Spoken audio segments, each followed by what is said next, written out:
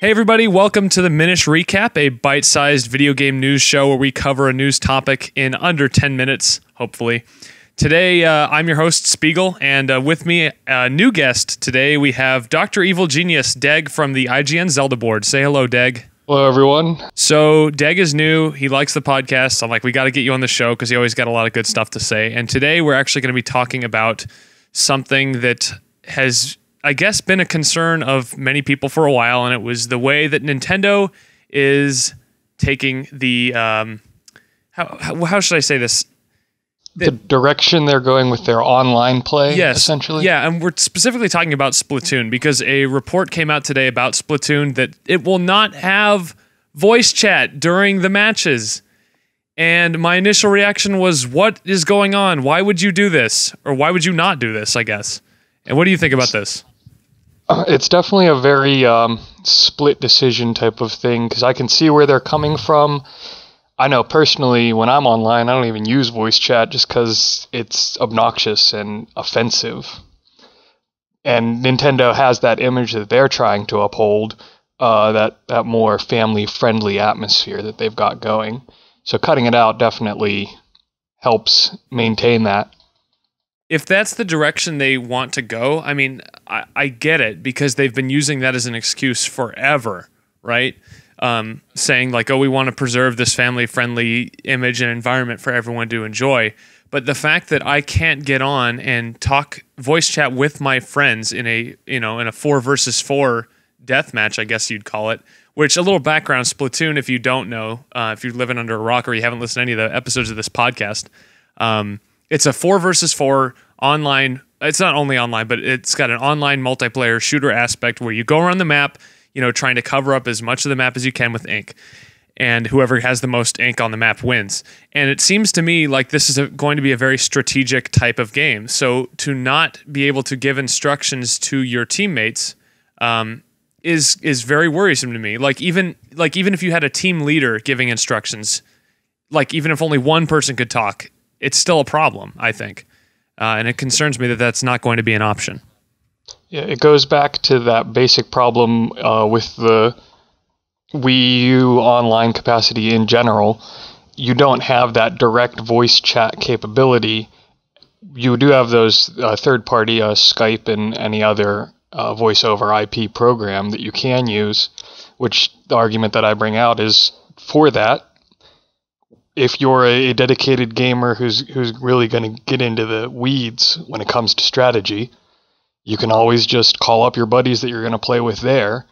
The problem is that implementation is not present in the Nintendo system. Which, as we've talked about in the last episode of the podcast, actually, like the main podcast, does not help Nintendo's perception of being this relatively... it comes across as archaic, right? Yeah, it doesn't really bring them into a relevant setting in today's culture where everything is attached to the internet somehow. Right. We're losing that living room gaming aspect of video games. Pardon me.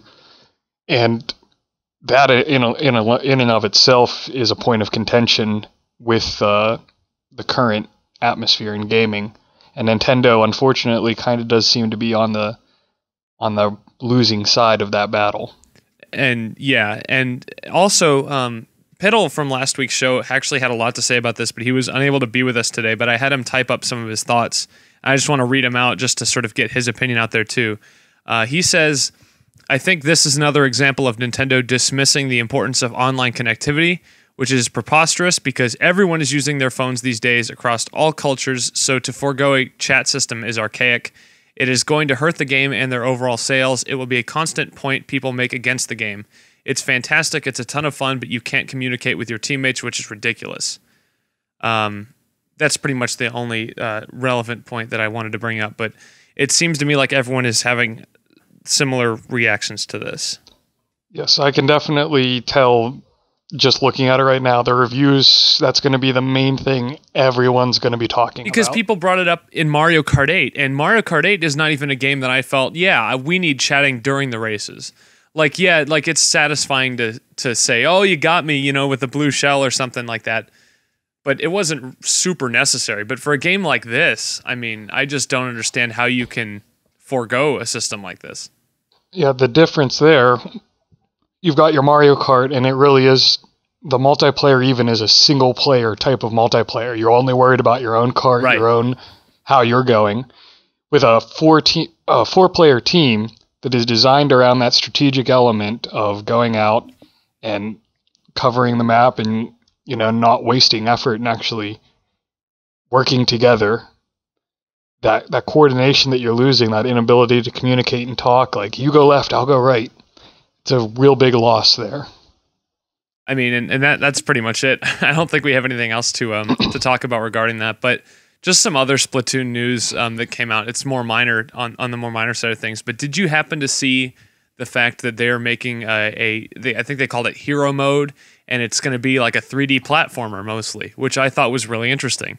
Yeah, I saw that. That did look very intriguing. I'm really interested in what they're going to do with that. I mean, I'm not surprised they like came up with another mode, because what we saw at E3, that couldn't have just been the whole game. And we're probably better off for it not just being the whole game at this point, because it's now severely lacking in the main thing that we all thought we needed, which was the voice chat. So we've come full circle. Yes, apparently.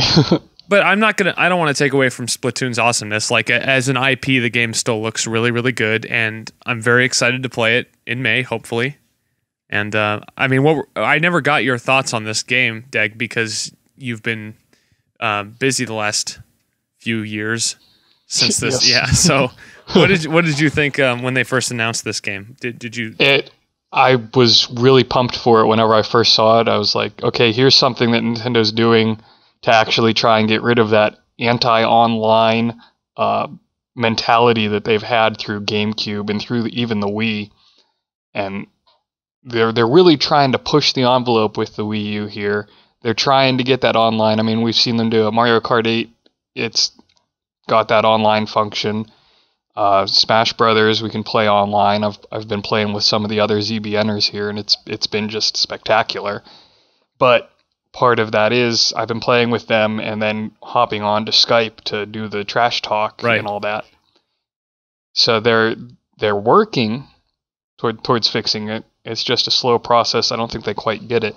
And Splatoon, I was really hoping was going to be the game where they made that leap. Doesn't look like we're quite there.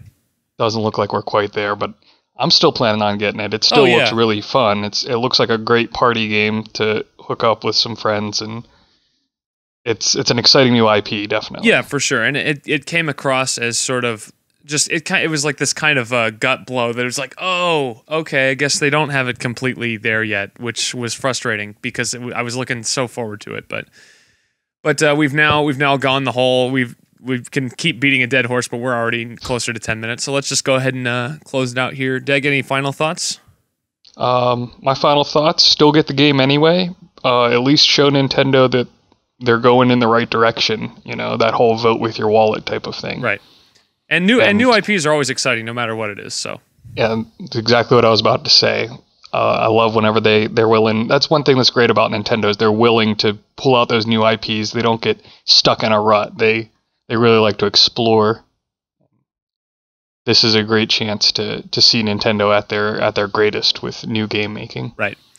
Okay, so everyone, thanks for listening to the Minish Recap. I'm just going to do a quick plug for our website, thezb.net. You can go read some of Deg's stuff, read some of my stuff, read some of Team Delibird's stuff. Hex put up an article today. I don't know, there's just a lot of cool stuff over there for you to check out. And if you liked this show, go ahead and subscribe to our channel. You won't miss a minute of any Minish Recaps in the future. Like I said, we're going to have lots of guests on these Minish Recaps, and we really enjoy doing them for you guys because they're really quick and easy, and they're easy to edit and get up fairly quickly. So anyway, thanks everybody for listening, and have a good rest of your day, and bye Splatoon.